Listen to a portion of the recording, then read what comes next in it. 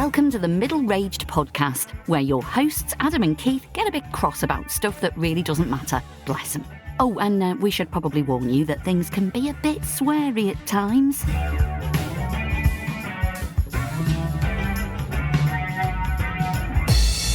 Hello and welcome to this episode 36 of the Middle-Raged Podcast with me, Adam Eccles, and my co-host, Keith A. Pearson. Good afternoon, Mr. Pearson. Good afternoon. I can say good afternoon because I am now back in Blighty and we're on the same time zone. Same time zone, different land mass, but that's normal. But yeah, same time zone. Welcome back. Thank you. And I should apologise right off the bat. I feel we start every episode with some sort of apology, don't we? I think so, yeah. It's normal. Yeah. I am somewhat jet lagged. I've had about 8 hours sleep in the last 3 days. So bear with me, listeners. I'm going to talk more bullshit than I normally do. Fair enough. I start ranting and rambling. Well, I'll rant for sure. Yeah. How would they tell? I don't know. Well, there may be more rambling and just general like this, where my brain's just said, fuck this, I'm out of here, and I've got nothing to say. So I'm sure you're there to pick up the slack. That's right. There you go. Fair enough. Well, did you make it back for the for fireworks night? Well, I actually landed on Guy Fawkes night. Do you ever? I don't know if you've ever had to do this, but have you ever had to explain to somebody from outside of the UK what the fuck Guy Fawkes night is? Because when you try explaining it, it does sound a bit mad. Yeah. It's we have every town and village will have a bonfire where we'll burn an effigy of a guy from was it 16th, 17th century? Something like that, yeah. Who tried and basically failed to blow up the Houses of Parliament. I mean, we probably need his services again. Not that we're inciting blowing up Parliament or anything, but somebody could send a sternly worded letter instead. That would be good. But try and explain that. It doesn't make a great deal of sense. It's one of those weird customs. It's like Pancake Day. Yes, maypoles and as well. Yeah, lots of weird things happen in the UK. And you just have to accept it, I think. Well, this is the thing. It just becomes part of everyday life for us, doesn't it? It's but it's also officially now Guy Fawkes is out of the way. We're officially in Christmas countdown mode, right? Oh Christ, yeah.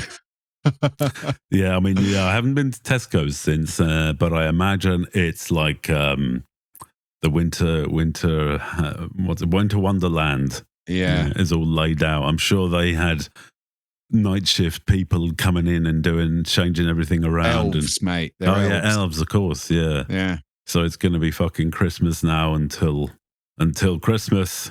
but we do know those keen-eared listeners will remember in a previous podcast I've mentioned one distinct benefit that I do look forward to this time of year, which is the introduction of decent mince pies, because I do love a mince pie.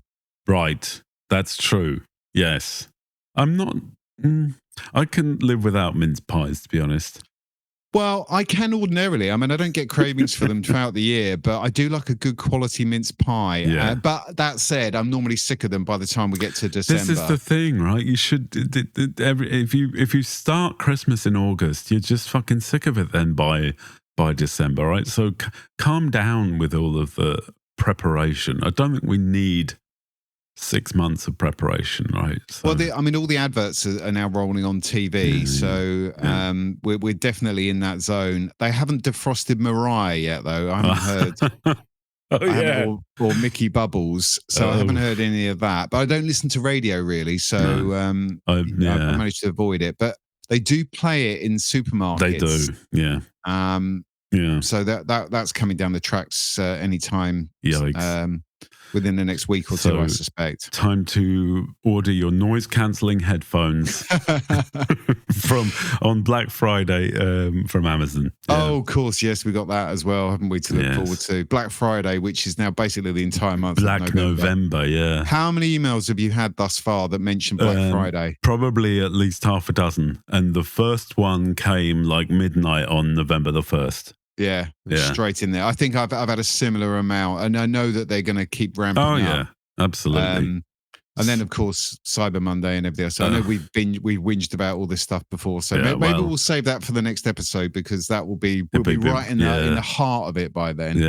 Yeah, you won't be able to move for bargains. Do you know what we should do? Maybe we should do a Black Friday episode. Yeah. So see if we can find the most enraging price. You can get it for less than free. Yeah. Or maybe we can go and look at some of these websites, things like Temu and Shein. Shine, whatever, Shine. Where they import stuff straight from China. See if we can find some bargains there. I'm sure we can. Yeah. Okay. Yeah. Deal. Well, that's where your Christmas present's coming from. So straight from mainland China to the west coast of Ireland. Brilliant. Can't wait for that. Chemical, whatever. Lovely. It'll be a nice surprise for those lonely, dark winter nights. I'm quite scared in the Eccles now. household. Okay. We should crack on, right? Yeah, right. So we've had another couple of reviews. Remember last time I mentioned I made an app to keep an eye on everybody, make sure they're leaving their reviews, and we've had a couple more. So maybe it's working, right? So you can. Where can you go? I don't know where you go. You just go to your podcast player and find the button that's review or something. I'm sure it's in there. And leave a 5-star review. Write some nice text and we'll read it out. So we've had one from Maybe That Girl, ? I don't know. Maybe That Girl? Yeah, don't know who it is. Maybe That Girl. Maybe That Girl, yeah. But anyway, she says, because middle-aged is ridiculous and sarcasm is mandatory, you'll smile, laugh, and maybe even snort your tea. So, perfect. Thank you very much, Maybe That Girl. 5 stars, rock and roll. And you assumed it was a she? Oh, yeah. I mean, it could be a guy going, maybe that. Oh, no, that sounds a bit creepy, doesn't it? That does sound creepy. Oh, no. Yeah. I'm gonna go with it's a lady. Let's hope so, because it sounds quite sinister if that's a dude, I think. Yeah. Okay. And moving on, we've had another one from is that Dundens 28? Dendens. Yeah, Dendens 28. Sounds like something her toddler would say when it's approaching dinner time. Yeah.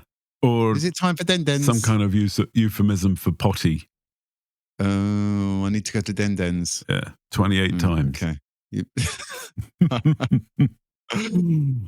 We've all been there. What's that stomach virus? Neurovirus. Oh, Christ. No, that one. Yeah. You're definitely going to the potty. That'll do it. Times. Yeah. Yeah. Anyway, so the review was these guys, lots of exclamation marks, like the grumpy old men from the Muppets. That's the second time we've had that reference. Yeah. That doesn't bode well, does it? Well, I quite like it. If only we had their amount of fame, that would be great. There you go. Bringing alive the narrative in most people's heads, covering all subjects from annoying customer service or lack of, quite right, to weird and wonderful items, adverts, equipment from yesteryear. If you thought it, they say it. Okay. I mean, we've still got plenty more in the can. Don't worry about that. Yes. Great to have a non-political, good old-fashioned moan and groan. Right. I try to listen on the train, but then people think I have a condition that makes me literally laugh out loud. If middle-aged as you feeling a bit like Victor Meldrew, one of our heroes, I would my say. Hero, definitely, yeah. Crank up the volume and listen to Keith and Adam's take on daily life. Keep up the good work, guys. Laughter is definitely the best medicine. I think that brilliant. Is possibly the best review we've had in terms of summing up what we try to achieve. There you go. Thank you very much, Dendens28. Perfect. And we have flirted with the idea of doing some vaguely political stuff, but we decided, there's too much of that shit everywhere else. And we'd probably need a whole other podcast, actually, to even keep up with it, right? Because there's so much political shit.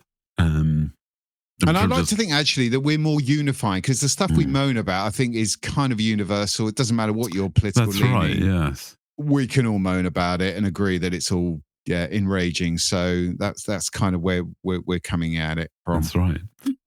Good stuff. So go to your podcast player, whatever it is. If it allows you to leave a written review, go ahead and do that. If it doesn't, then just hit the stars and that will do as well. Thank you very much. And remember, I'll be checking up on you. So go do your homework. In a non-creepy, stalkery way. Exactly. We assume. Something we don't like know. That. Probably. Okay. All right. Moving on to Catch Up Corner.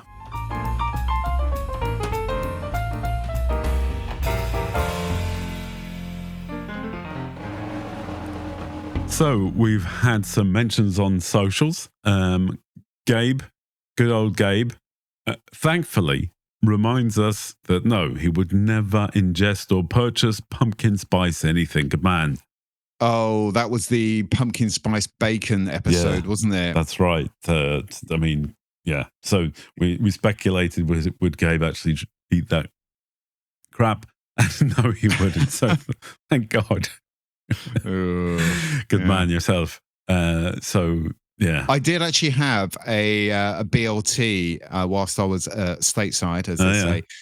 And it tasted weird, and it was only then it was pointed out to me that it was maple something bacon, and really, honestly, it tasted like arse. You know, when you're looking forward to something like a BLT, it's such a simple thing, isn't it? How can you fuck up a BLT? It's right there in the name, right? Literally bacon, lettuce, tomato in some nice bread. Doesn't need any. Maybe it's a little bit of mayo if you're feeling adventurous. Yeah. Doesn't need anything else. But no, this honestly, it tasted. Oh, do you know, right, in urinals, they have those little blue blocks. Right. Right. It tasted like, I can imagine if you pick one of those out and nibbled the edge of that, kind of that's what it would taste. It was fucking vile. That's so. But so I will never ever try pumpkin spice bacon, because that whatever bacon. That was, just leave bacon alone. All right, that should be our new campaign. Leave the bacon alone. Yes, you can see the flag already. Okay, anyway, we can go on protests and I don't know, do all sorts of stuff. But we like our bacon unmolested. There'll be women in France with their tops off, and it'll be written in lipstick on their chest. Leave bacon alone. In French, though, I don't know what that is in French. Do you? Not off the top of my head, no. Okay, no. Right. But it's going to happen. I see it happening all the time. Also sounds like a Carry-On film. Right. Fantasies aside, and speaking of snack food, I suppose. So breakfast foods. Yeah, breakfast food. So we were talking about Humpty's, the egg on toast shop that we foresee is going to be on every high street corner. Coming soon to your high streets. Every train station. I couldn't think of the name then for an airport. I was going to call it aeroplane station. Yeah, that's the place. Hell. You do need some sleep. Aeroplane station. Why do we call them train ports? Oh, no, that's a good thing, isn't Less it? syllables. Yeah. Okay, that's something. Why do we have airports and train stations? Can't we have an aeroplane station and a train port? That's okay. Food for thought. Let's not dwell on that. Sorry, but Humpty's, yes. Humpty's egg on toast shop. So so Ella Bella said next door is Dumpty's public toilets. Like that. Yeah. Okay.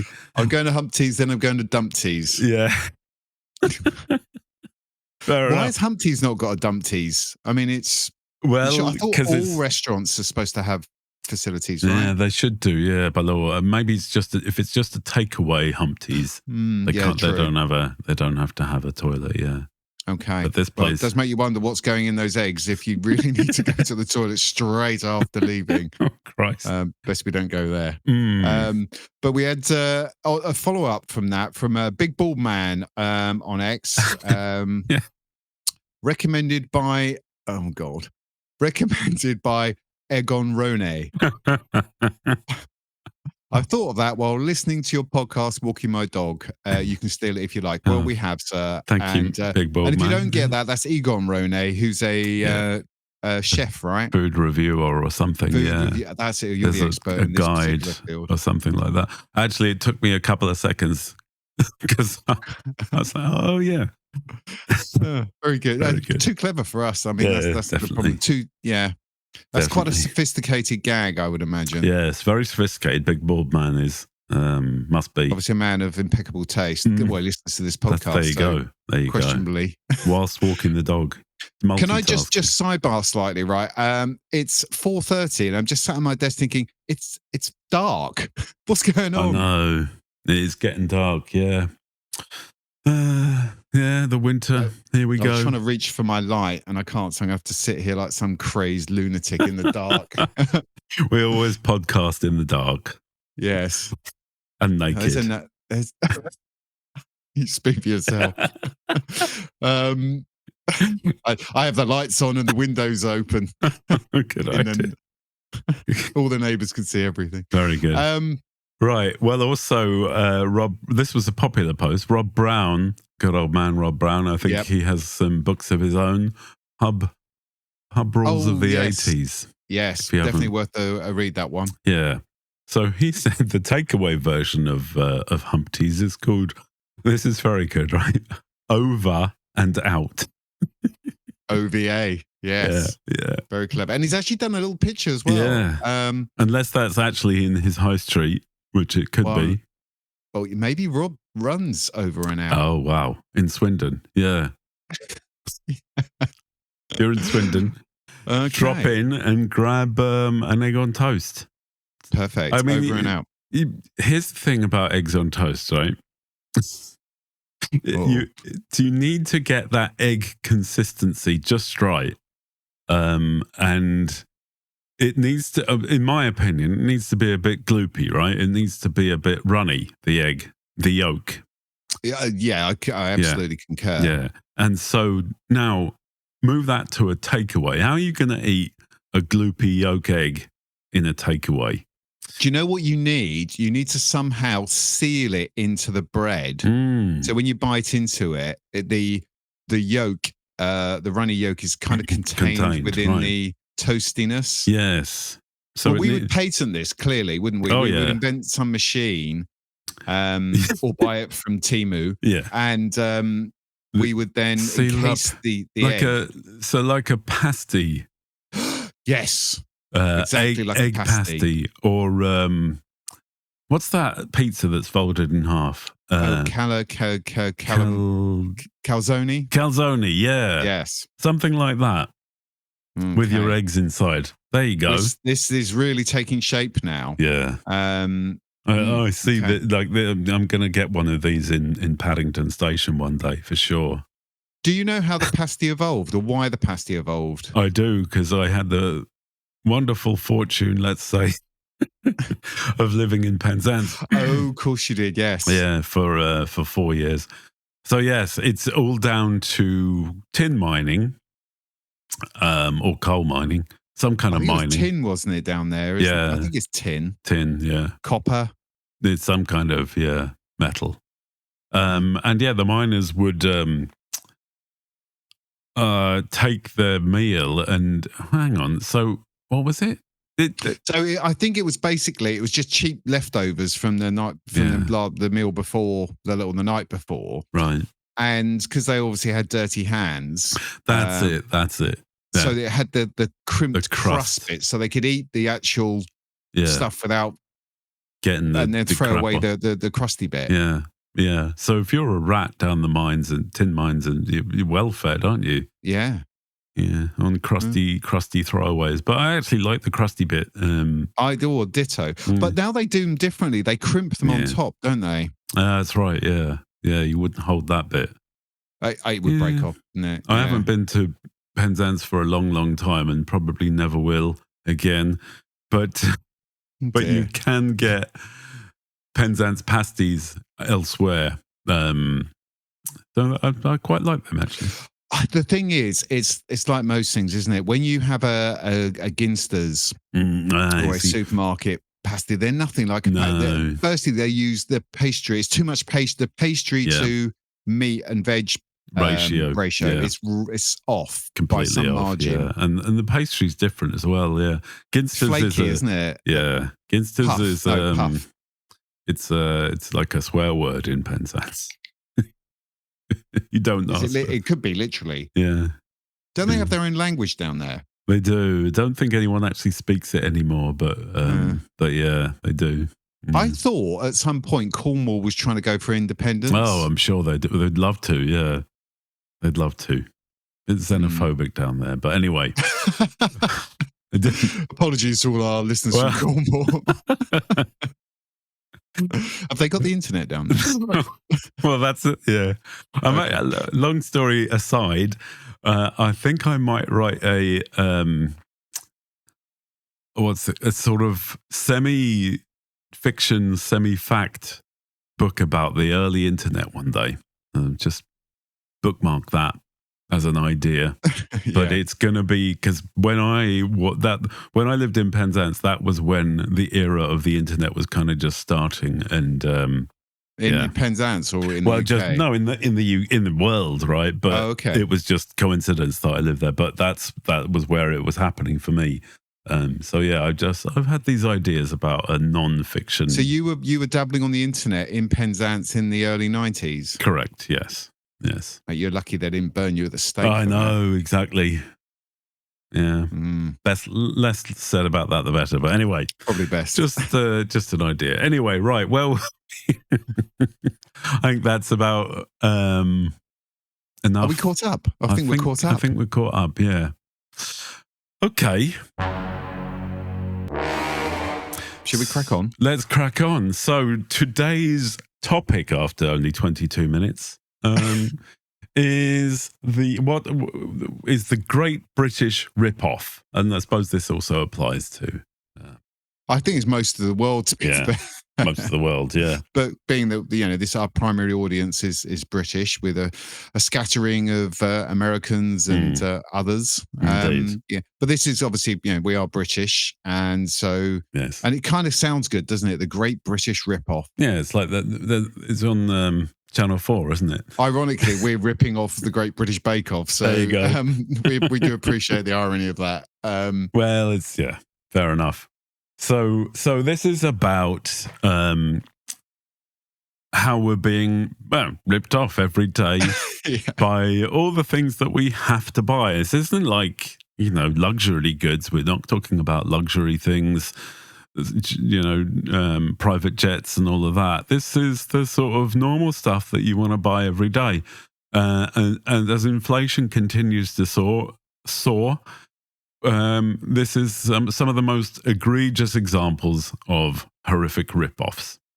And I think that goes into our theme of being non-partisan, because I'm sure as we go through this list, everyone will agree and hopefully seethe at some of the examples that we picked up. And just before we do dig into this, we should point out we appreciate that in some sectors, the prices they charge are kind of a necessity. I mean, if you're running a pub or a bar or a restaurant, we understand that they're getting ripped off by energy companies and local councils and God knows who else. So it's a kind of trickle down effect, isn't it? They're having to rip us off because they're being ripped off.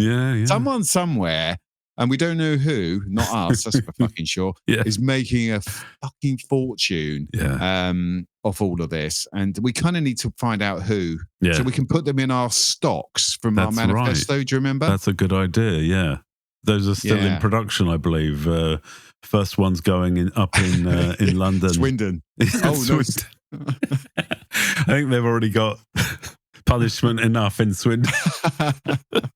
Yeah, but they've got Rob's egg on toast takeaway shop. That's true, yeah. So it's on the Magic Roundabout. Exactly. But we need to find out who's taking the lion's share of all this money that's being taken out of our pockets. Yeah. Where the hell's it going? We need to put them in the stocks for a good egging. I'm glad you went with egging this time. Right. Excellent. Okay. Right. Should we start off with the first one? Yes. And we kind of went a bit off piece with this, didn't we? Because I think there are so many. We were trying to sort of catalogue them in some sort of order, but we kept going off at various tangents. So we've kind of patched these together into vaguely cohesive categories, but expect something to be slightly tenuous in each and every one of them. Yeah, well, that's on brand. Yeah. Okay. So travel and parking. Oh, those are kind of connected, aren't they? Well, I guess if you're traveling by car, parking comes into it. You have to park somewhere. You can't just keep traveling, right? So yeah. So first off, there are many cases now, but just within the UK, I suppose, where it's actually more expensive to get a train than it is the equivalent plane. Well, this stemmed from my own experience. I was looking at going to Manchester next weekend, right, for a couple of nights. Now, firstly, the fucking cost of if I'm swearing a lot, is because I swear a lot. I was going to make an excuse then. I thought, well, no, why bother? Because I swear in every episode. But anyway, I was going to go to Manchester and trying to work out. Why can't I mean the British Rail was a nightmare, right? And I think we tend to look back at it through rose-tinted glasses. But you could go and buy a ticket, and it didn't matter when you bought that ticket. It cost X amount of pounds, right? Yeah, that was it. But now you've got to go through some convoluted system, like a detective or one of those sort of genealogy researchers to find the cheapest way to get to from A to B. Yeah. And it's ridiculous. So a trip to Manchester, to go from, I worked out if rather than go from London, go to Reading. Oh, yeah. And that means going to Reading, which in itself is, nobody wants. And then you got to pay for parking because you can't get to, right. And that's probably 15 quid a day. So there's 45 quid right off the bat just to leave my car on a patch of tarmac. Then to get from Reading to Manchester was only 20 odd quid, right? Right. Not bad, I hear you say. Okay. But then to come back... you want to come back? Oh, okay. I know. Isn't that weird that somebody would actually want to come back after using a train? The cheapest was 90 odd quid. Yeah. So they've got you there, right? Actually, I lied. It was about 30 quid to go up. I tell a lie. I think it was £30 and 8p, which seems like a random number. But so either way, that trip is 120 quid return. 3 times more to come back than to go up. The same distance, obviously. Precisely. No different cost to the actual train operator. Now, this is what pisses me off because a lot of this is now what I think they would call it dynamic pricing, don't they? And the airlines do it and bloody venues do it and everyone's doing it. Yeah. It's essentially, why not just charge a price for something? Okay. And then people know where they stand. I mean, how can you plan around that? It's absolutely ridiculous. But then to add rub salt in the wound, I went to GPT and said, what's the cheapest way to get to Manchester? Firstly, it suggested a coach, right? And that was a lot cheaper. No. Okay. But no. Oh my days. So I think it was 21 quid or something. It was cheap, or 30 odd quid return, which was cheap, but it takes 6.5 hours. Oh, for the love of God, no. What? I know, because one assumes it stops in various places and it can only go certain speed on the motorway. And they can't tear it up at 88 miles an hour like the rest of us. So not the train probably goes at 100 and something, right? Or at least it ought to in some place. Yeah, I think the train takes 3 hours, doesn't it? Yeah. So there is that, but. So that was a non-option, but there was a flight from Heathrow to Manchester that was 110 quid. Yeah. See, this is, and that flight is probably 40 minutes max? Yes, 40, 50 minutes, something, I guess. Ridiculous. Now, the downside to that is, firstly, and this comes on to the second element, which is I would then have to pay for parking at Heathrow. Good luck with that. So many years ago, I did actually park at Heathrow. We're going back almost 30 years. But I remember it took about 3 hours to park and then get to the terminal. Yeah. And then the flight was an hour. It's Heathrow, and I've spent some time in Heathrow of late, and getting anywhere in that place, it's how can we extract as much money as we possibly can out of you? Yeah. I reckon the only reason they say now, you have to be at the airport for an international flight 3 hours. Yeah. Oh, yeah. That's what they recommend. Why? Yeah. So that you can linger in the duty free and buy their food and drink. That's the only reason. Completely. Yeah. Yeah. Would this be time? Actually, no, I'll save it for the next next category because it's kind of airport related, but yeah, it's a revelation. We love airports, don't we? No, we don't. Why can we not teleport yet? Star Trek promised this 60 years ago. Yeah, come on, 60 lads. years ago. Let's get that sorted, right? Because this is air travel sucks. Absolutely. Travel sucks. Yeah. I mean, this is kind of the broader gripe. I mean, notwithstanding the cost of it. Yeah. There's now talk about this is something that's been rumored. This is we said we're not political. This is not political. It's been rumored that in the next budget, the UK government are going to introduce pay per mile for EVs. Oh, fuck off. What? Seriously. Well, I think their logic would be, and this is speculation, so I don't know if it's going to happen or not. And I don't own an EV, so what they are. But their attitude is, well, people who drive combustion engine cars essentially pay for road maintenance through because you're paying for a petrol and diesel that's heavily taxed. Yeah. Well, and of course, they've seen a big decrease in revenue from that. Okay. I knew this was in the post. Yeah. And now they're saying, well, that's unfair because these vehicles, they're much heavier. There's more wear and tear on the roads. There's more potholes, which is definitely a thing. So therefore, EV drivers should have to pay. So they're now talking about a pay-per-mile system for EV drivers. Now, whether this comes, listen, I mean, you take this with a pinch of salt because whether it's fair or unfair, you're then relying on any government to actually instigate it. Yeah, well, yeah. Yeah, I mean, how are they going to... It will take 20 years and cost 90 billion quid. Yeah, and everyone have to have a digital thing in their car or something. Well, kids do now, don't they? I mean, essentially, if you're a new driver under the age of 30, you basically have to have a telemetrics box in your car. Yeah. Fuck that. And that's the only way you can get insurance. And they monitor everything you do. And if you go slightly over the speed limit or you brake hard or whatever, then the app flashes and says, oh, your driving's fallen down a bit. And if you don't maintain a certain standard, then they can cancel your insurance policy. Lovely. What if you go park, with a lady friend? Are you allowed to do that anymore? I don't know. I don't know if people do that anymore. Do they not? Oh, they call it dogging now, don't they? But oh, yeah, of course. But back in the day, you would go out and I would say my first car was a Mini, right? So well, yeah.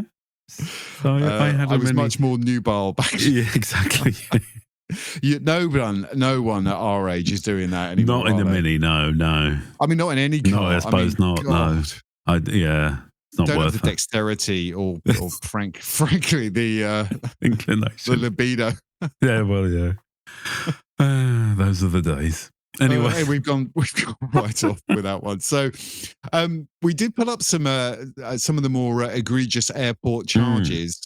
Should we run through these? Yeah. So London City Airport, most expensive UK airport for a 7-day park. So this is parking, right? So yeah. £164.34 to park for a week.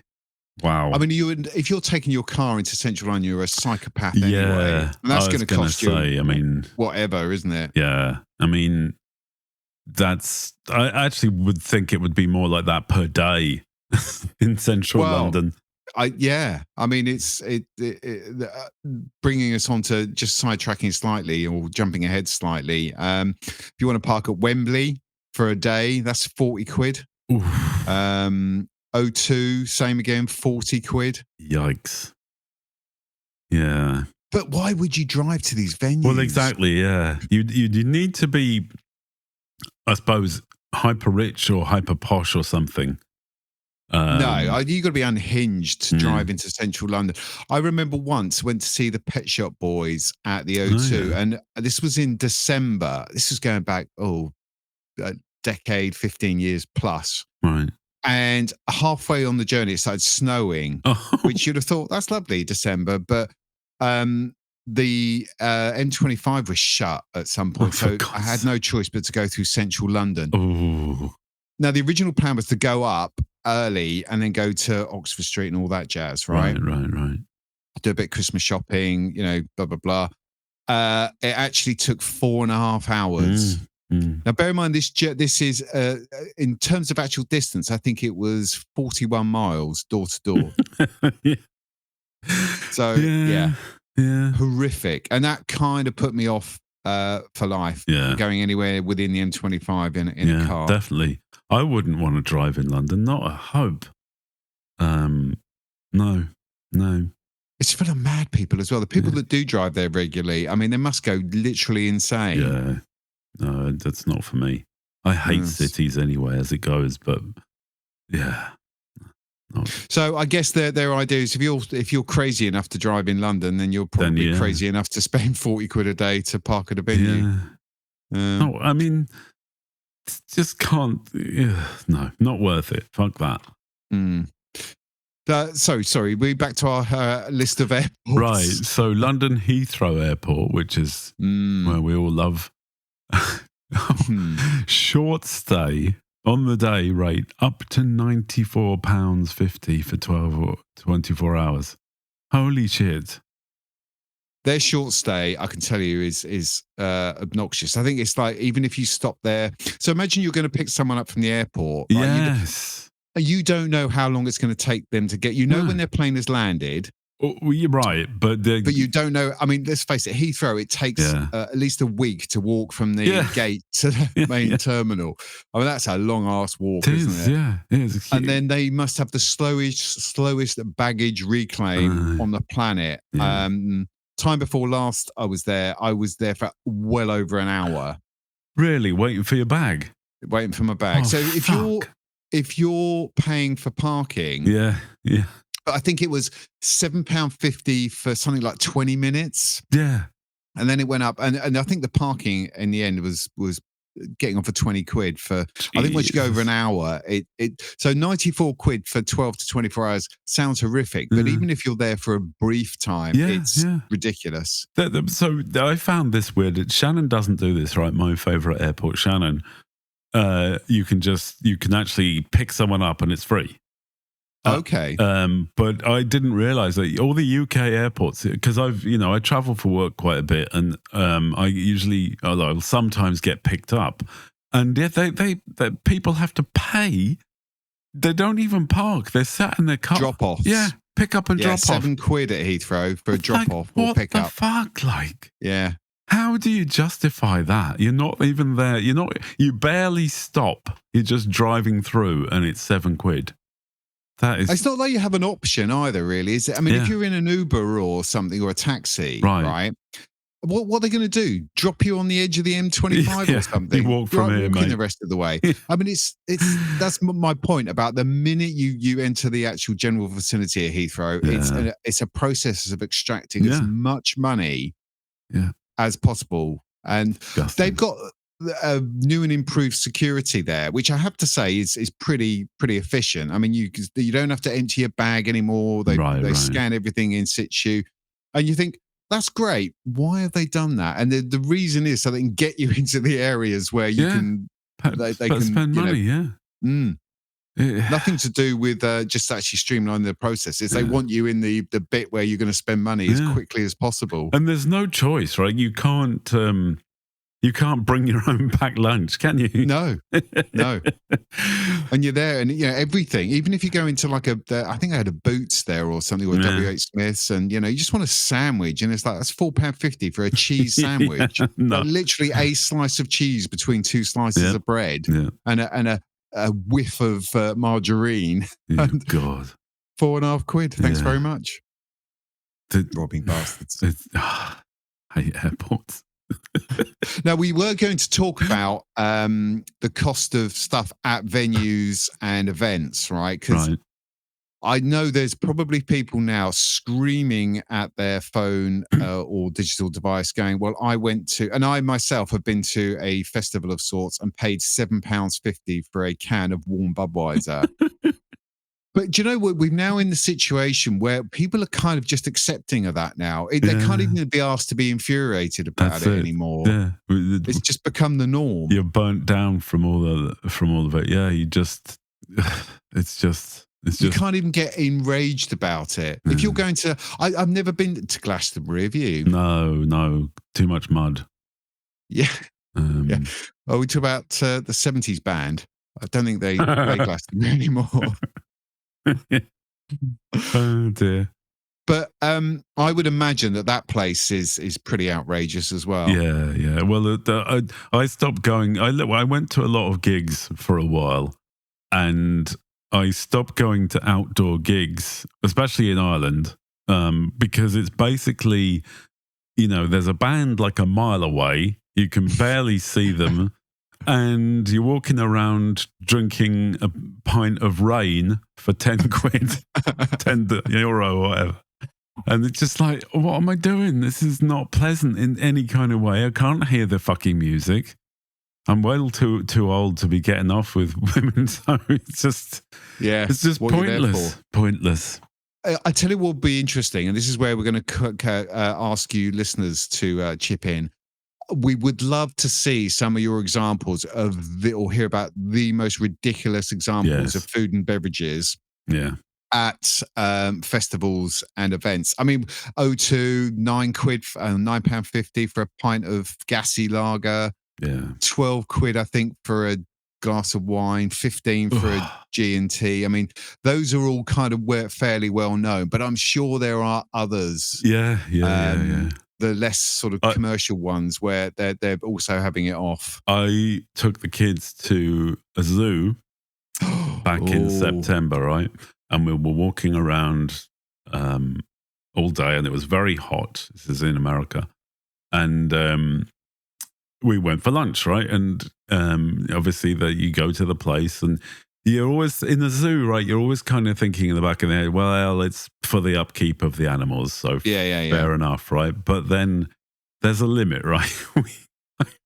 We just got salad, like a green salad, because that was the better option of all the other crap that they have. Don't get me started, right? But it was $15 each. And for a salad. Yeah, for like a little plastic bowl of salad. And of course, then they want a drink as well. I spent about there's more, there's like about $100 or something on lunch. And I'm like, plus tip. Yeah. Like, what the fuck? I mean, not to go off on the American tangent again, but they seem to have a tax on anything vaguely healthy. Oh, yeah, definitely. If it's healthy, because people want to eat healthy, well, they're willing to pay. The people who are willing to pay the top dollar for it will charge them more. It's crazy. I mean, Whole Foods. Anyone who's listening who is a director of Whole Foods, you can fuck off. Yeah. Well, that's Amazon these days, isn't it? Is it? Oh, well, I think Amazon bought Whole Foods in some kind of way. At least there's some kind of connection there for sure, yeah. But yeah, I forgot to actually mention. Actually, now you've opened up this particular can of worms. It reminds me of a trip to Euro Disney many moons ago. I mean, Disney. I talk about Heathrow good at extracting money. Oh yeah. Oh my God, Disney. They're on a different level. They have perfected the art of ripping off people. I mean, even though oh, do you want to queue up? Or do you want to go into the shorter queue? Well, you can pay to queue up in the shorter queue. Every opportunity, photos, characters. Oh, you want to take a photo with Mr. I was going to say Mr. Sensible. I don't know who that is. I've just made up a super hit. Oh, God. Captain Sensible. What's he doing? He was an 80s Happy Talk. Yeah, well, he's probably now doing the holiday camps. Oh, am I thinking about Mr. Invisible? Not Mr. Invisible. I don't know. One of those cartoony type things that kids were really into. This was back in the mid noughties, right? And I think my son wanted to be have his photo with this character, and I think that was like €5 or something. Fuck's sake. Well, you're lucky. It's probably more like 20 by now. Oh, easily. But everything in that place, you know, from just a drink, you know, because it's obviously got a captive audience.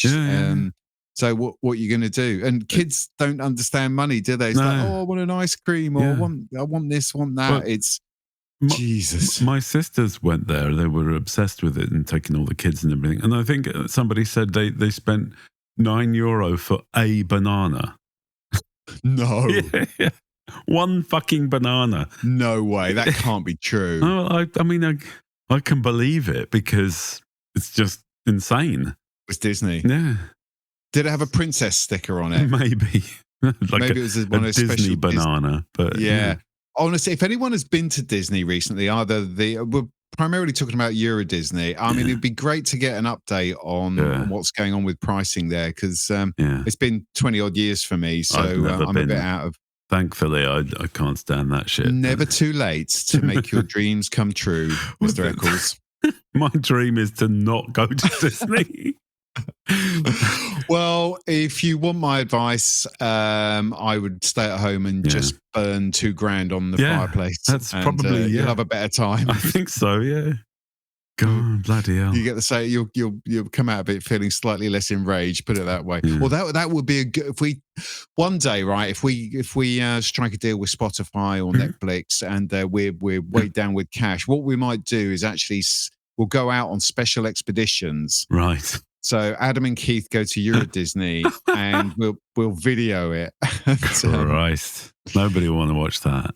Oh, do you know what? I think that seeing two old men get absolutely wild. Well, yes, that would happen too. Actually, you couldn't afford that in Euro Disney, could you? You'd have to sneak a vodka in your pocket. Yeah. And actually, think about it. Not just the cost, but being surrounded by other people's kids. Oh, no. Nightmare. I actually, from I don't know how far away we are, but I actually heard your toes curl then. Yeah. Or your teeth gnash, one of the two. Oh, nightmare. Some sort of bodily reaction to that. It's my idea of hell, actually, Disney. Yeah. And I mean, I wouldn't ever get on one of the, what are they called? The roller coaster things. Yeah. Fuck that as well.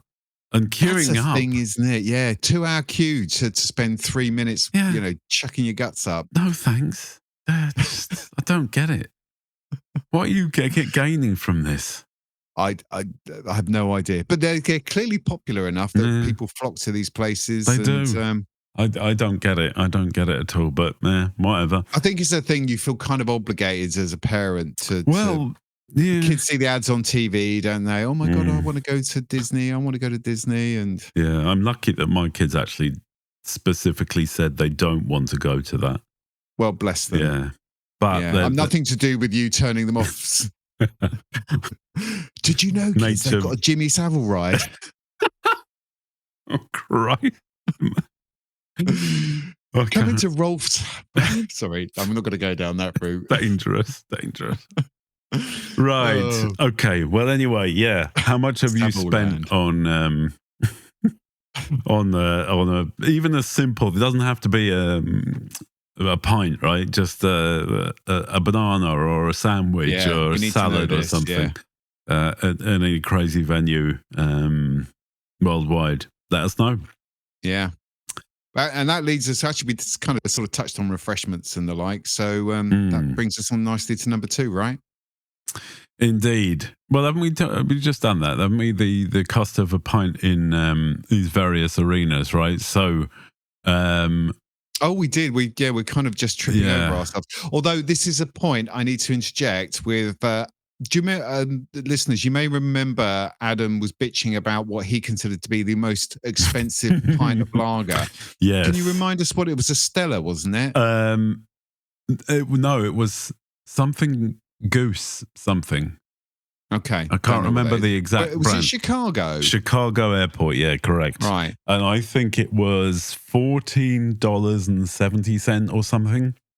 Something for like a pint. That. Well, I suppose it was a pint. I'm not sure what quantity it was in the end. It looked like a pint. So whatever the ounce equivalent or the milliliters or whatever the hell they were roughly a pint, yeah.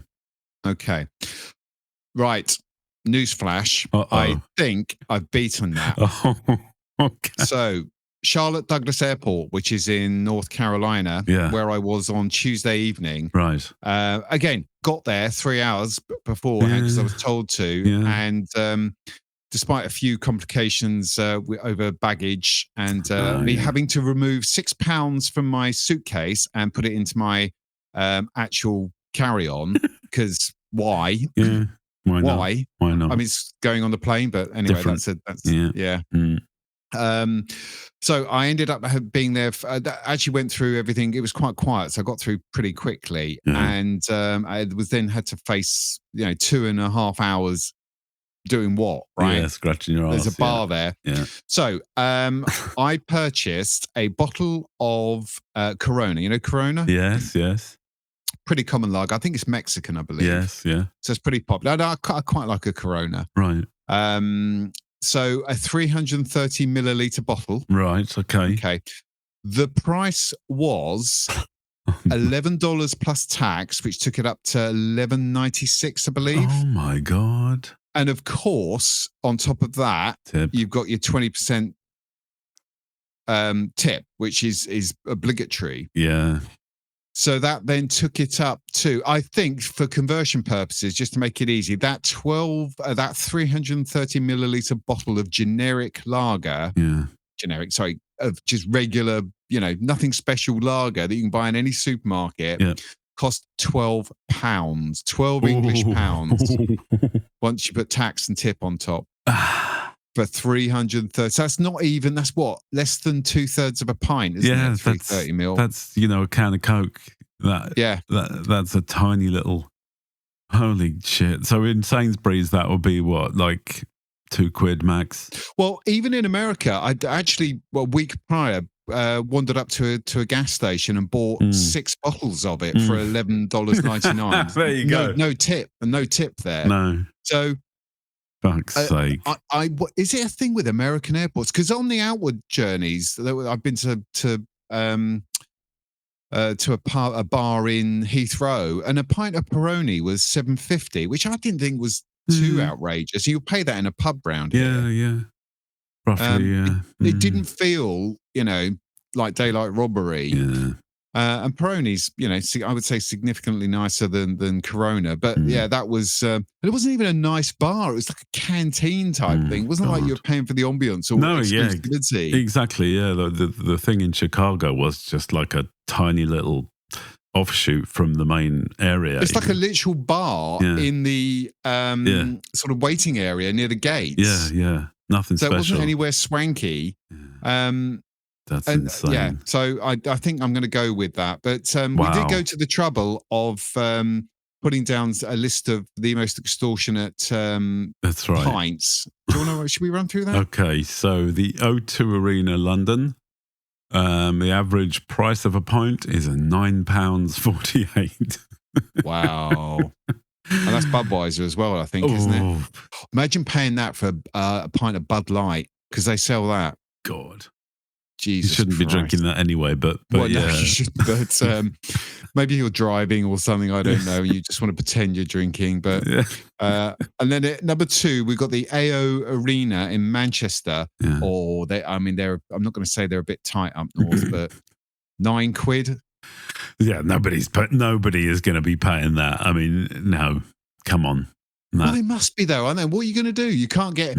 They all have security, these arenas, don't they? Right, really excessive security. Yeah, they're going through your bag. bag. You can kind of understand why. Yeah, because of recent events and the like. Yes. So I think the idea is you get shit faced before you even go. You've got to, haven't you? Yeah. And maybe just top up with 1 or 2, because you're not going there on a bender, are you? No way. Yeah. Your 2 liters of cider you're drinking in the queue outside. Yeah. But then you need the toilet. This is the problem. That's the problem. Yeah. Piss into the same bottle and we won't even notice the difference. No. Yeah. True. Back to Bud Light again. Yeah. So the OVO, I don't know what that is. It's the Wembley Arena. Okay. I've been there now. But it wasn't called OVO. What's Everything's OVO? got to be sponsored now, right? Right. What the hell is an OVO? OVO? I have no idea. Maybe it's an offshoot of OXO. Oh, the stock right. Yeah. cubes They make... and the Oxo family. That's right. Those bastards. Yeah. Pouring gravy on their roast dinner. Yeah. So yeah, okay. So again, that's £9 for a pint. There's a theme emerging here, isn't there? Mm, And it seems to be that most of the big arenas are, high eights into the nines. So is it fair to say you're basically paying £9 a pint yeah. in any of these venues? Seems to be. That's except if you want a nice special drink, craft beer or a fancy pint. And apparently the Rake in Borough Market, I don't know where that is. That's London, isn't it? Don't know, but I guess so. Yeah, Sounds I think Borough like Market's in London. Yeah, right. So £13.40 for a pint. Holy shit! That's even more than the or roughly equivalent to the airport, isn't it? So that is what pint doesn't say a pint of what though, does it? No. Or just craft beer. But what does that mean? It's just it's got twigs and leaves in it, and I it's don't called know. It was hand the dog's trampled bollocks or something. Yeah, no, not my cup of tea. Just give me a gassy lager and I'll Taste be of done soap. with it. I mean, I quite enjoy the taste of like a Belgian beer or something.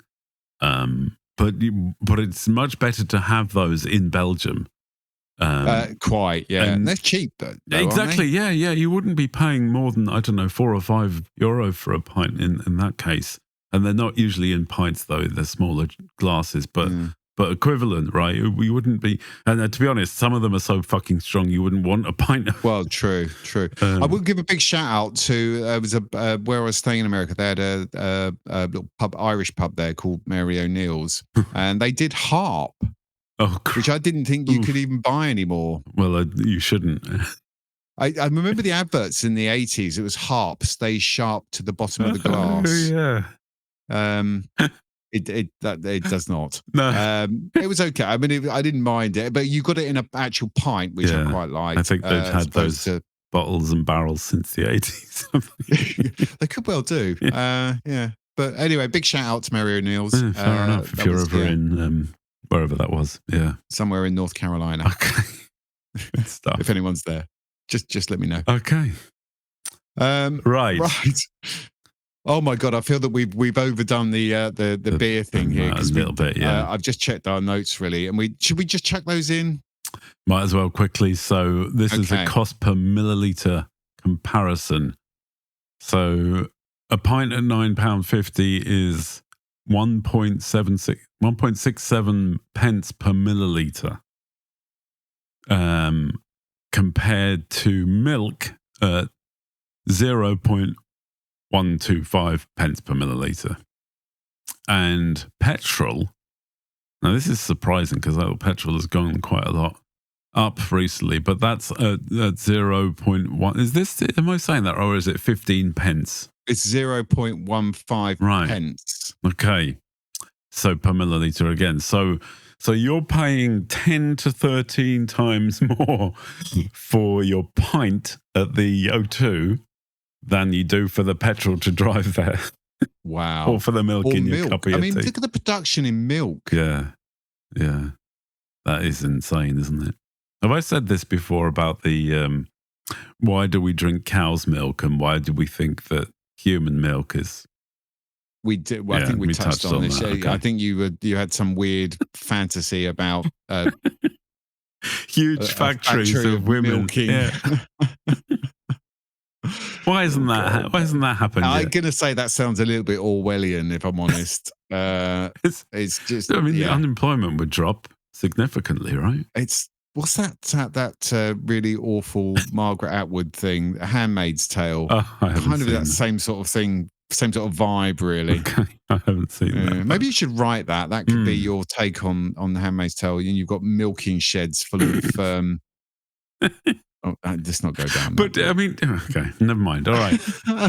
Would that put the price up or down, do you think? Probably go up. If there was human milk? Well, you can get goat's milk and almond milk and bloody soy milk and all sorts of other milk that doesn't come from... Yeah. I'm surprised that there isn't like a market for... human milk. and cheese and, butter. Oh, stop it. Where's this human cheese coming from? Better not say, okay. Let's draw a line under that one. Right. Good So God. then how much does it cost, do you think, to produce that pint of lager that costs 10 quid, right? Well, you ask, and I know. Okay. Because, I wrote the notes. Good man. Okay. Should I tell the listeners? Yes, tell the listeners, tell the children. Okay. Yes. On a brewer's forum, they reckon the ingredients for a pint, an average, typical pint, is roughly 32 pence. Right. Well, I mean, that makes sense because it's mostly water. Yeah. With, hops and hops. Yeah. There shouldn't be too much crap in there, to be honest. So that makes sense. So 32 pence that goes up to 10 quid. It's just quite and this goes back to the point I made earlier about the fact that this is not a beef about pubs and restaurants. Other places can fuck off, but we're talking about independent pubs and restaurants that are having to charge. Because if you were, we don't know a lot about the licensed trade, so forgive us if we're talking shit here. But I understand that you get tied to a brewery and they sell the beer to you as the landlord at X pounds per pint or whatever, and you're kind of stuck with that. And nothing you can do about it. No, yeah. And I'm going to guess it's a lot more than 39p a pint. Oh, for sure, yeah. So obviously there's a lot of markup involved here, but there's always logistics and all the rest of it, right? Fair enough. But even so, it's quite an increase, isn't it? So your landlord's not wanting to charge 7 quid a pint, we're going to guess, because at the end of the day, the more cheaper the pint is, the more people they get in, and then they sell food and crisps and nuts and got whatever else. So the cheaper the beer, the more people that come in. So absolutely, I can't imagine any landlords wanting to charge these crazy prices, but they're kind of, their hands are tied, literally. Well, not literally, but you know what I mean. And of course, they are tied. There's a lot of tax in there as well, all right? So, yes. I mean, I don't know what the quantity of tax out of your 10 quid pint, how much of that is going to the government? Excise. This is why when you have a budget over here and they make some big deal that they're slashing, and they use this word, we're slashing 2p off the price of a pint. You think, firstly, it's not slashing when you're paying 7 quid. Slashing would be 6 quid off the price of a pint, right? Right. But when you're slashing 2p, so I wonder how much of that actual pint goes to the government in some way, shape, or form. I'm guessing a considerable chunk. Well, it's got to be going somewhere, isn't it? Because clearly I understand that landlords don't make a lot out of the price of a pint. Breweries probably do quite well out of it. But, so where's the rest of it going? The treasury, one suspects. Exactly. Yeah. I mean, so at the arenas, obviously they do rip you off, right? Because it's a captive audience. They make it so you can't. It's like at the cinema, right? You've got to buy their crap. They're always going to rip you off, aren't they? Always. Yeah. So that's fine. But I think the government are still the biggest rip off in there as well. Yeah. Yeah. What are you getting for that? Let's say 3 quid out of not a lot at the moment, it must be said. Yeah. Let's not get political. Okay. Right. Should we move on to the? I don't even know. We're well into this now, aren't we? Yeah. So we're number 3 then, is it? Yes. Shrinkflation, everyone's favourite. Now this is maybe even more egregious, because if you're old enough to remember, you notice, especially this time of year, I suppose, is the seasonal special that everyone. I've seen this image a million times over the last few years. It's the Quality Street tins, isn't it? Yeah.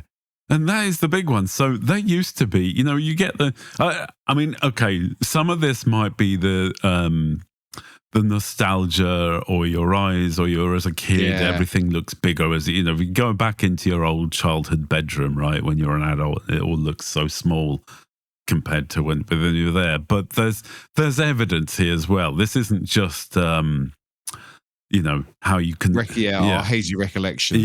Yeah. So everything, like, your tins of sweets have all got much smaller.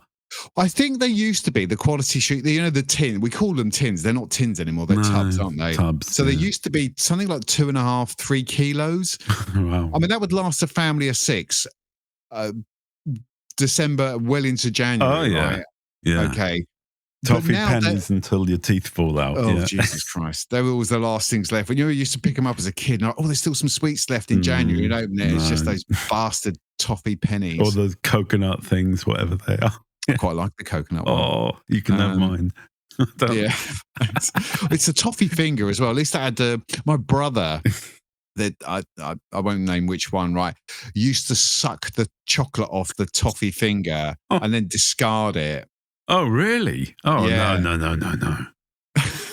God. Because he didn't like toffee, but he liked the chocolate. He obviously liked the chocolate. Yeah. Have you ever peeled a Malteser?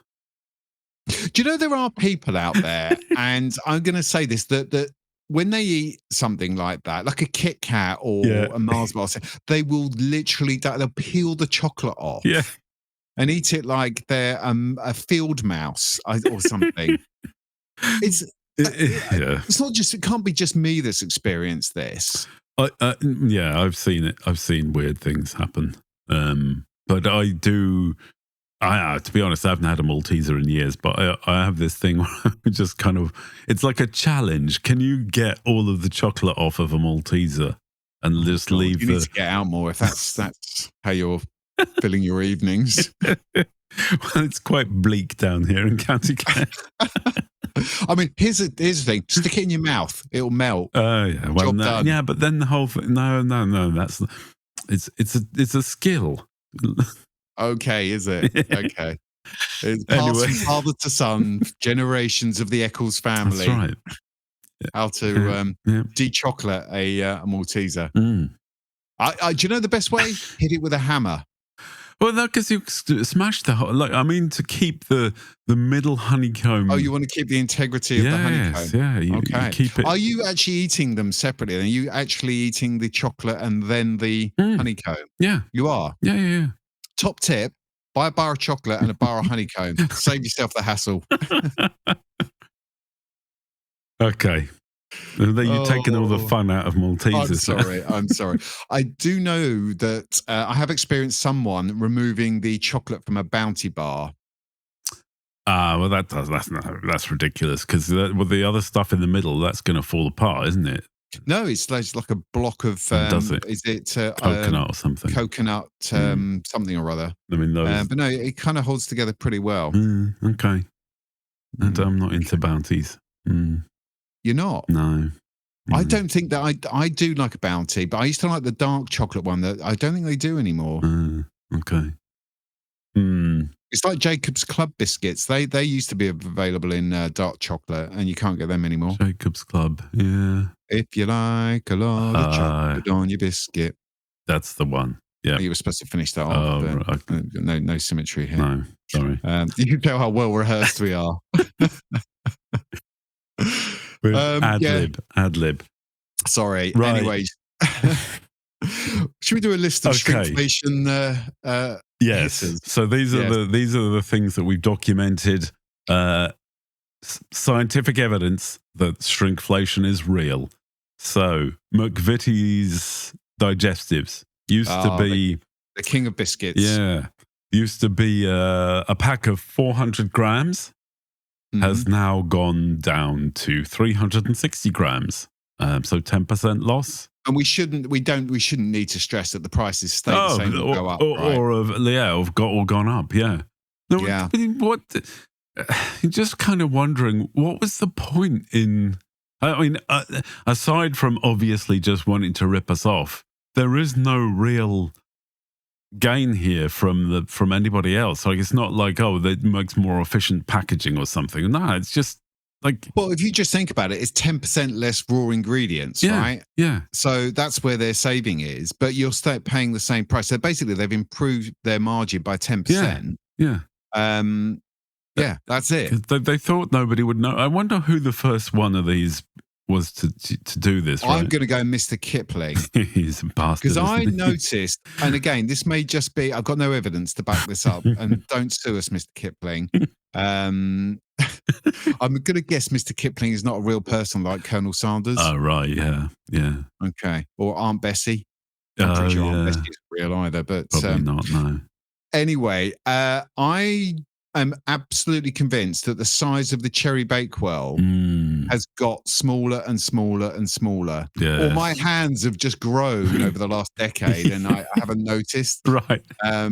Because now, I mean, I used to get 3 to 4 bites out of and the same with the little fruit pies, you know, the little apple pies that Kipling does. Yeah. I'm sure you used to get 3 or 4 bites out of a pie or a bakewell tart, right? Yeah. Now, you could put the whole thing in your mouth. I'm not exaggerating. You could put a whole cherry bakewell in your gob and not, not choke. Yeah. No, seriously, they're that small now. They're like fun size. That's a fun misnomer size. as well. Bloody fun size. How is it fun? Not fun, is it? They should call it pauper size. Yeah. I mean, that's what they should call it. Yeah. Poverty size. Yeah. Stingy git size. Yeah. So I'm going to say that, if I had to pin down where this began, where I first noticed it, I'm going to go, and I'm sure, and again, I don't sue us for this, Kipling, but they have also moved a lot of things from 6 in a packet to 5. Yeah. Same price, yeah, but you're losing 1 bar or 1 cake or whatever it may be. Yeah. Sorry, back to the list. Okay. So Hellmann's mayonnaise, 800 grams down to 600 grams. That's a drop and a half. 25%, yeah. Wow. Same price, same jar, same price per jar, but smaller jar. You've got to say though, who's eating 800 grams of bloody mayo? Because that stuff goes off quickly, doesn't it? It's the sort of thing that's in your fridge for 8 months, and you just like, what? Yeah, need to throw it out. But I mean, but Piccalilli or Branston pickle. Yeah, well, those have been in the fridge since the 70s. Yeah, that's originally what George Michael was going to write about. Last Christmas, I opened my jar, but it just didn't resonate. Because that's the only time people buy that, like pickles and piccalillis and all that kind of stuff. They tend to buy it at Christmas, right? I mean, people do buy it for... They buy a lot of crap at Christmas, yeah. I know, but that stuff, and it's got like open within 6 or consumed within 6 weeks. Who's eating a big bloody jar of piccalilli within 6 weeks?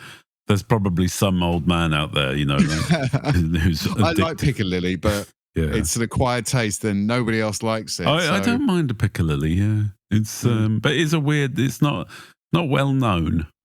Yeah. No, it's not. But it is nice. But it's one of those things, you have it every now and again with a nice, if you have like a honey roast ham or not honey roast ham, what am I talking about? Sorry. Apologise that. A nice smoked ham in a nice sandwich with a bit of piccalilli as a nice little treat now and again. But you're not going to, if you eat piccalilli every day to make sure you're getting your value, you're going to be sick of it, aren't you? That's you it, want to eat it again. It's like, they need to sell it in little tubs individual, freezable or something. It's like when you get the toasty machine out of the cupboard. Oh yes, once every 2 to 3 years. And oh shit, I've got a toasty machine. I forgot all about that. And so you have toasties every day, every meal. And then until you're absolutely sick of them, and it goes back in the cupboard. Then. Well, I think there's 2 fundamental problems with this toasted sandwich. Is 3. Okay, very quickly. One is the actual crusts are impenetrable. Yeah. Right. You've got to actually go at those with a hammer. Yeah. Secondly, the cheese is hotter than lava. That's right. Yeah. And you've got to wait, 2 to 3 hours for it to cool down. And third thing is cleaning the bastard thing. Oh, that is the worst. The worst. Yeah. That's why that machine, you have to just let that cheese and everything set. Because you can't put it in the dishwasher, can you? They've designed them so the plates don't come out. That's right. The whole thing is Yeah, it's electric. You can't. Yeah. Yeah. So you've got to chisel out the cheese from every weird little crevice and nook in the bloody thing. Bad And design, actually. Bad terrible design. Awful. Yeah. Which is why you only have a toasted cheese sandwich in a sandwich toaster every 2 to 3 years. That's right. Yeah. You've got to get over it. I wonder what they do in, professional toasted sandwich shops. Well, they don't use one of those, do they? They just got basically a proper get 2 one. slices of toasted bread. Air fry is the way to go. 100% air fry.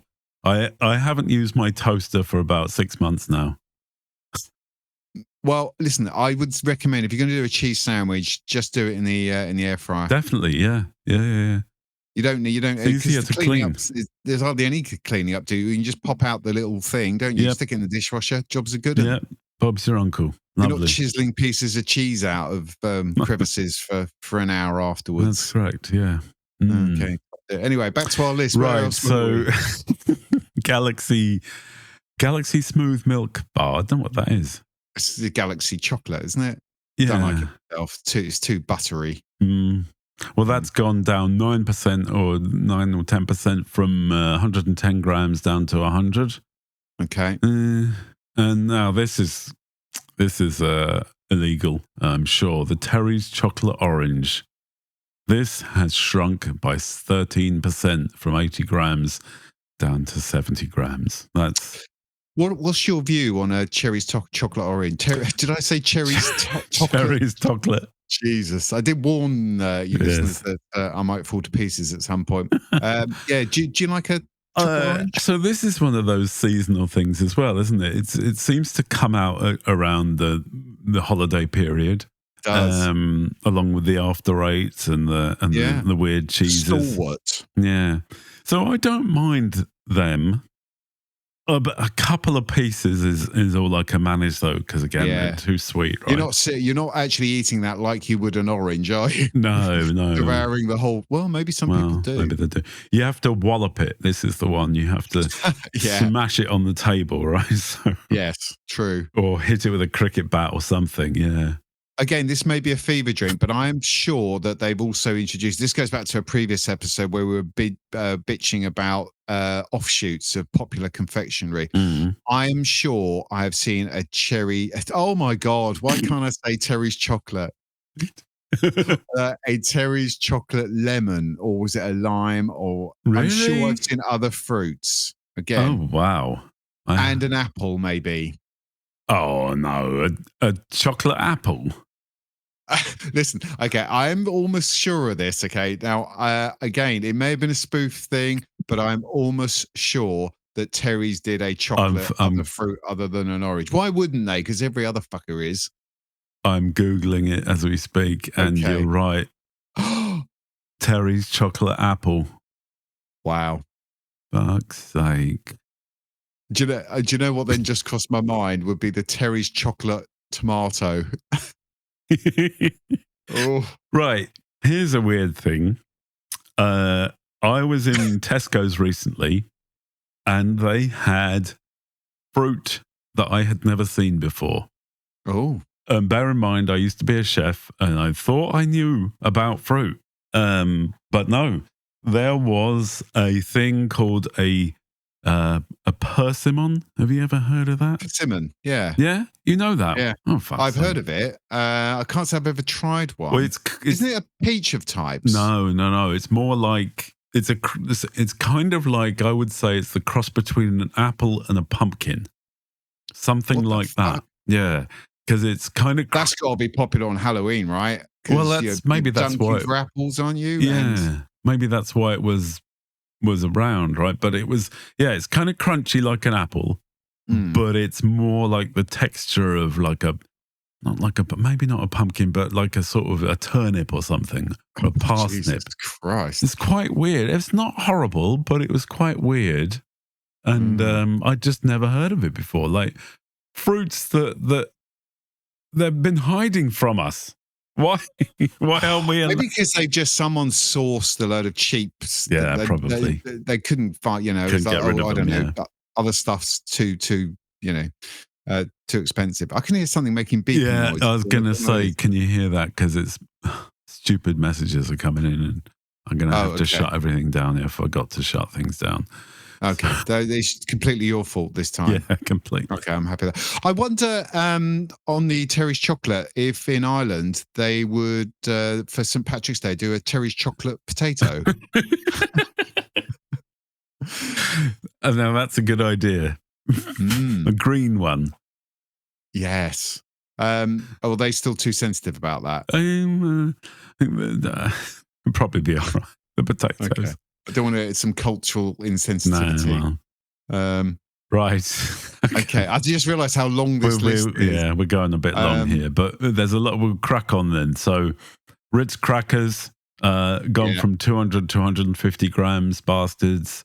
Dolmio pasta sauce. Now, don't buy it. It's just honestly, why are you buying bloody pasta sauces? I was going to say, don't buy that crap. You can make that yourself with tomatoes, right? And it's cheaper and better for and you. much better. Yeah. Doesn't come with whatever Sugar. chemical. Yeah, exactly. Right. Stop putting fucking sugar in stuff.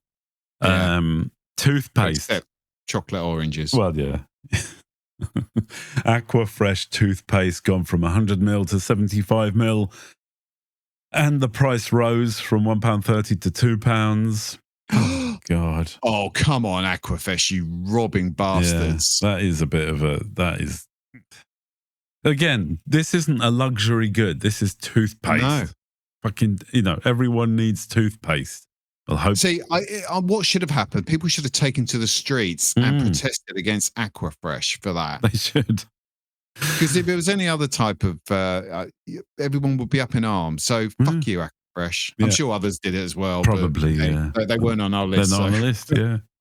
Gaviscon heart. You need this after you've looked at the prices, right? Your heartburn liquid has gone down from 600ml to 500ml, and the price stayed at 14 quid. Bloody hell! Yeah, 14 quid. Yeah, that's Jesus Christ. It's only like what's in that stuff? Pepto-Bismol or whatever it is. It's a chalk. That's what it is. Calcium. Yeah. 14 quid. Yeah. That's more expensive than a pint. Yeah. So if you've got a Gaviscon habit, switch to beer or petrol. Yeah, there you go. Cat food, Whisker's cat food has gone down from 100 grams to 85. This is like the little packets, I guess. Oh, but I bet Meow Mix are having it off. Remember the advert? We did feature that, didn't we? We did. Meow Mix. That was in. Meow, meow, meow. Yeah. Sorry. That was in there. I wonder is that in their head again. But yeah, the poor cat is suffering as well. And what you're saying is there's 15 grams less for the cat to turn its nose up at. Well, yeah, to throw in and not eat. Yeah. Like, I'm not eating that. Fuck off. Where's me the raw turkey or whatever? Yeah, exactly. Which I'll get bored of within 3 days anyway. Yeah, salmon. Right, and the multi-packs, right? So these are the fun size. I hate that word, but so somebody, marketing genius in the 90s or whatever, came up with how do we flog little versions of everything? Yes, and make it appealing. Tiny versions of the regular fun size. I've got 2 points on this. First one is, do you know you can buy the little cans of Coke and Pepsi, right? They're a couple of 100ml. Yeah, tiny ones. I think they were designed for mix or so. I quite like that size. Do you just think I just fancy a little hit every now and again? I'm not really a big drinker of that type of stuff, but every now and again I might just want a little hit of Coke or something. But the cost of those per milliliter, and this comes back to my point that I reckon for a lot of this stuff, and we were talking off mic about the cost of, say, paracetamol. Yeah. And that the cost of the actual tablets is probably less than the cost of the packaging. Yeah. But I reckon with Coke, this kind of bears it out, because why is that probably double the cost of a standard can of Coke in those little cans? It's because it can only be because the actual tin itself is more expensive, right? There's no other justification. You're paying twice the price per milliliter for one of those little cans. Yeah. No, absolutely. This is something I meant to do and forgot. But I've often thought, right, just walking around one supermarket, look at the different packaging options for definitely, yes. for Coke, right? You can get it in 2 liters, 1.5 liters, maybe even 1 liter, and then the cans that are 330 ml, and then the small cans, and maybe some other variations of the quantity in each box that you buy. Yes. There is so much variation on what's essentially the same exact thing, but just in different ways of buying it. I think probably the cheapest is probably a 2 liter bottle. Yeah, gotta be, isn't it? But it's the same thing, you know. I still maintain, and I don't know why. And again, this might be just me, but I'm convinced that Coke and Pepsi taste better out of those glass bottles.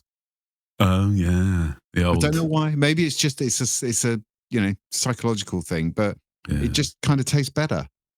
It's the taste of. I saw this on X. I think it was it's the little bottle of Coke. The glass bottle of Coke, and then the packet of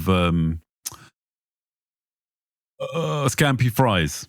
Remember those Scampi fries? You can still buy them. Yeah. You can, yeah. And it's the taste of neglect at the pub in the 80s when you were a kid.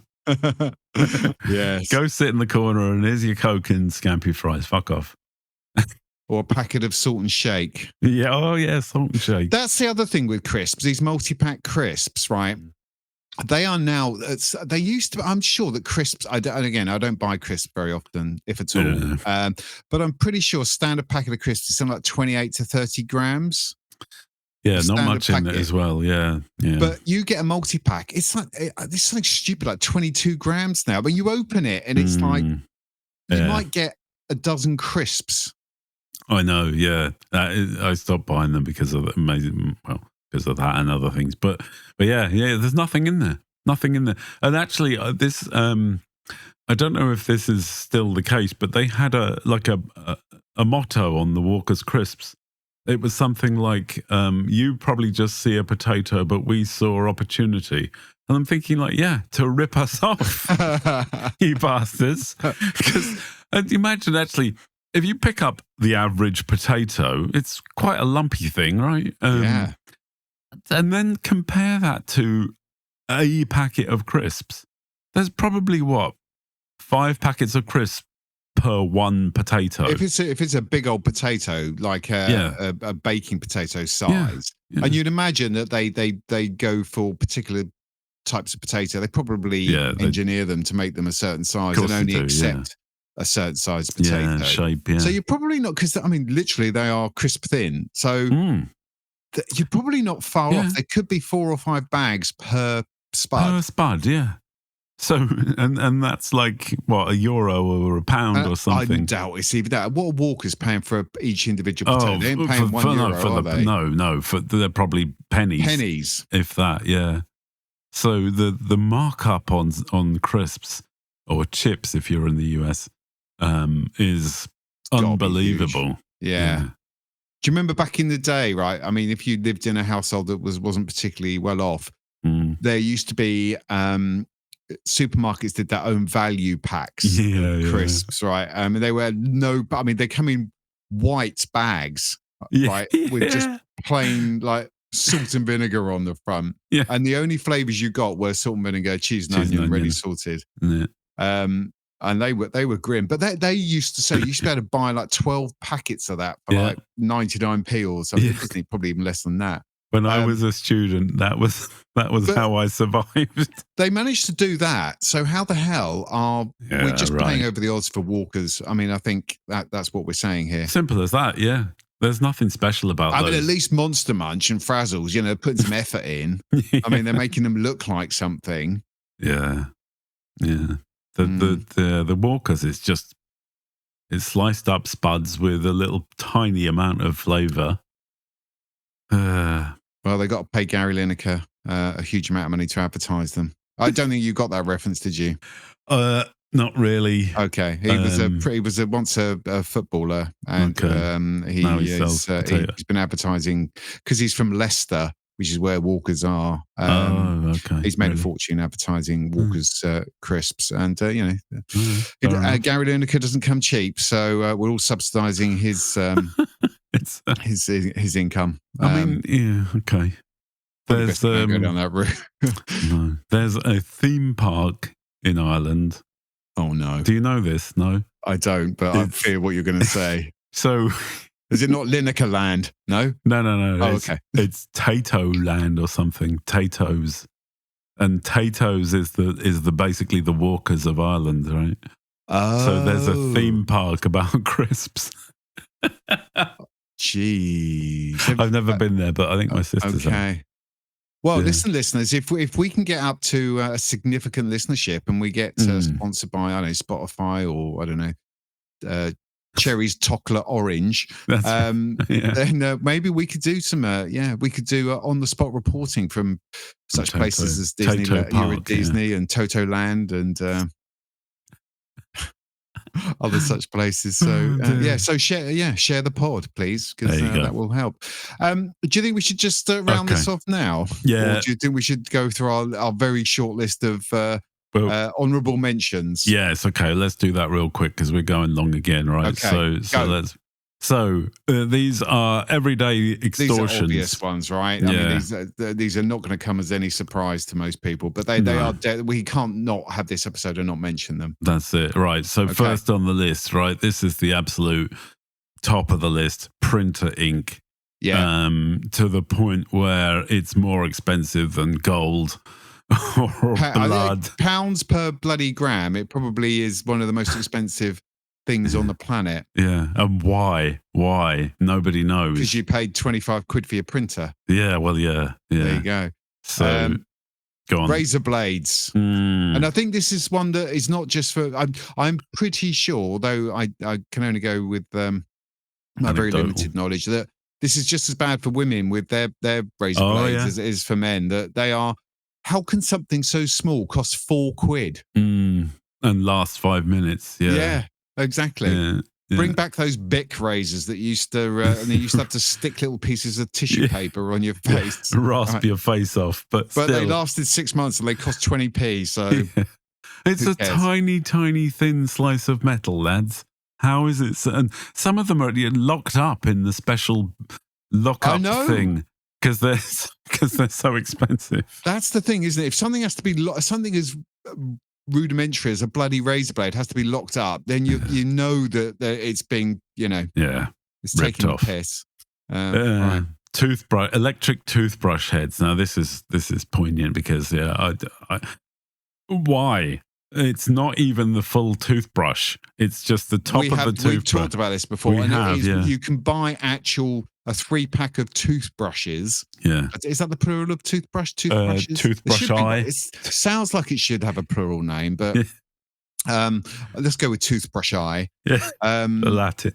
Yeah. That will cost you less than a pack of 3 actual toothbrushes will cost you less than one of those fucking heads from Oral-B and Philips. Why are they so expensive? It's just the top bit. There's nothing special about that toothbrush. Nothing. Just double, triple the price. I don't get it. Bastards. You can get the knockoff ones, but then you're always wondering, well, am I going to rip my teeth out or something? I don't know. It's the Temu ones. Now, this one, perfume and colognes. Okay. I mean, this is all in the marketing. I mean, it's literally in the branding. That's where all of the money goes. That's what you're paying for. You're not paying for the actual, because it's just perfumer's oil. Yeah, which you can actually make your stuff yourself, of course you can, right? Yeah. And it will cost a fraction. Because I did actually look into this because I'm a miser. But I'm really into colognes. Cologne, the connoisseur, yes. Yeah, and but I do get pissed off at some of the prices of this stuff. Yeah. Because there is no justification for it. So my sister's birthday is coming up and she's asked for perfume and I'm like, okay, bloody hell. Charlie, by L'Enthrique. But it's 100 quid. Is it? For a tiny little bottle. I don't know that one, but yeah, some of them are over €120 for a little tiny bottle of this stuff. Like 50 mil. Yeah. 50 or 100, I don't know what it is, but yeah, Either way. I mean, it's not much, right? I mean, if you're looking at £1 per milliliter, that's up there with printer ink, isn't it? Yeah.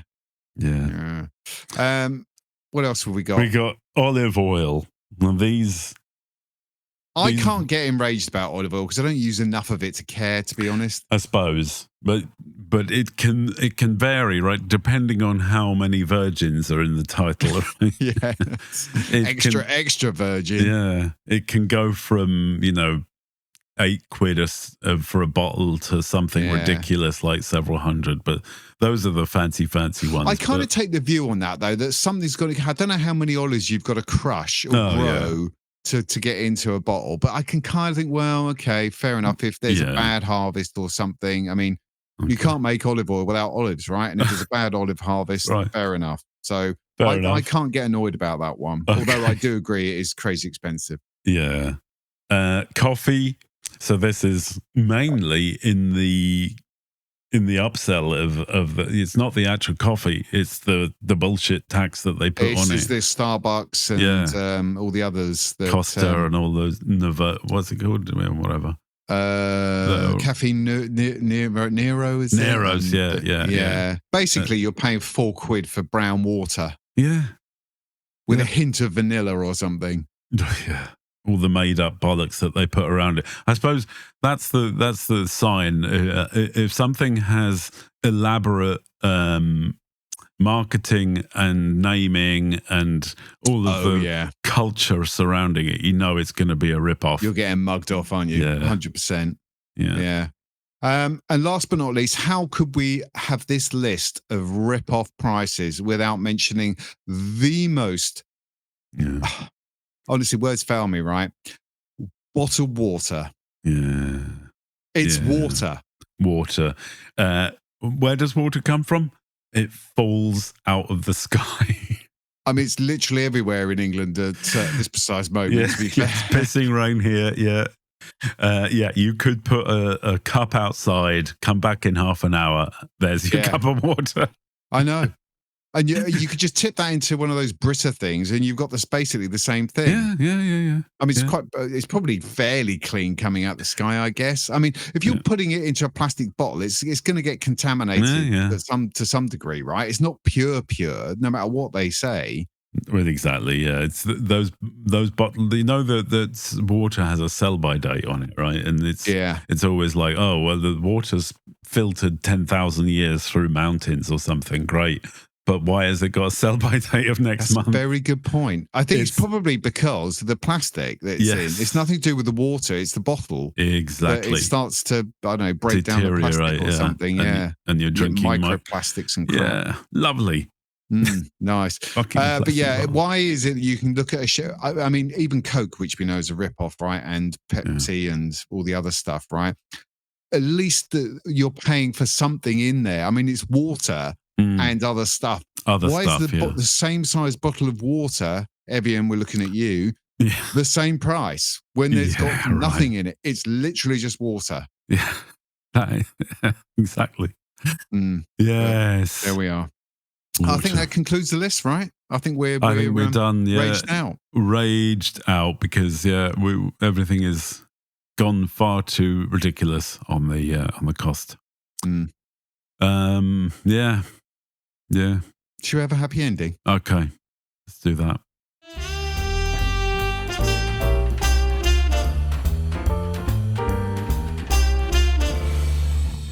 So we've got a combined happy ending this week, episode, whatever. And because nothing else good has happened. Well, no, I think this is worthy of some modicum of happiness, I would say. I think so, right? So the podcast, the humble podcast to which you are now listening, has reached a milestone event, let's say, of 10,000 downloads. I think that's worth a bit of clap, I think so, yeah. I mean, we ourselves have downloaded it 9,000 times. But the rest of you, the other 1,000, thank you very much. That's right. Isn't it weird, right? When we started this, off the back of retro lists, it was kind of like, well, we'll do one or two and see how it goes down. And yeah, and here we are. 36 episodes and 2 years later.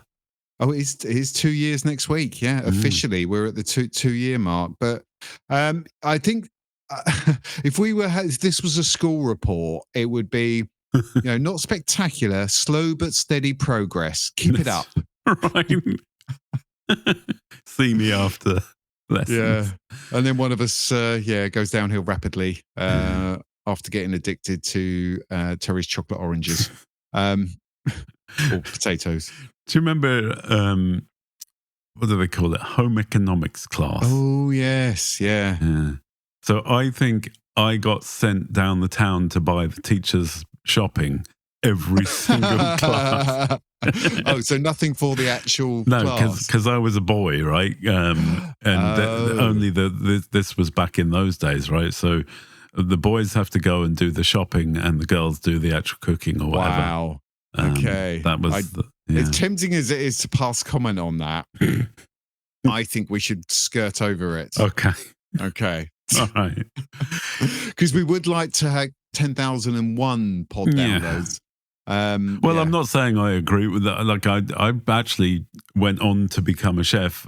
So, fuck her. But the teacher who thought the boys shouldn't be doing cooking, right? So... I think back in the days that girls weren't supposed to do woodwork as well. Yeah. It was kind of frowned upon. Metalwork and woodwork was for boys, and girls did sewing and cooking. That's where we're coming from, lads. So yeah, it's all different now, of course. I don't know. They probably don't teach those things at all. I absolutely guarantee or just point you at YouTube. Off you go. There will be something else that takes its place. But the sex education, I guess, is the thing that wasn't really a thing in our day, was it? No. Yeah, God no. It was probably just the condoms. The sex education for boys was put something on it, boys, and the girls was just don't lie back and think of England. God. Oh dear. Right. Okay. 10,000. Anyway, so I think this is a mutual thank you to everyone who has downloaded the pod and shared it and told people about it. As long as you guys keep doing that, we'll keep producing it, I think. That's right. Why not? I mean, until somebody stops us or puts an injunction on us. But listen, if you want us to see us doing specials, and indeed upping the output, which is obviously it's on the list, isn't the it? aim.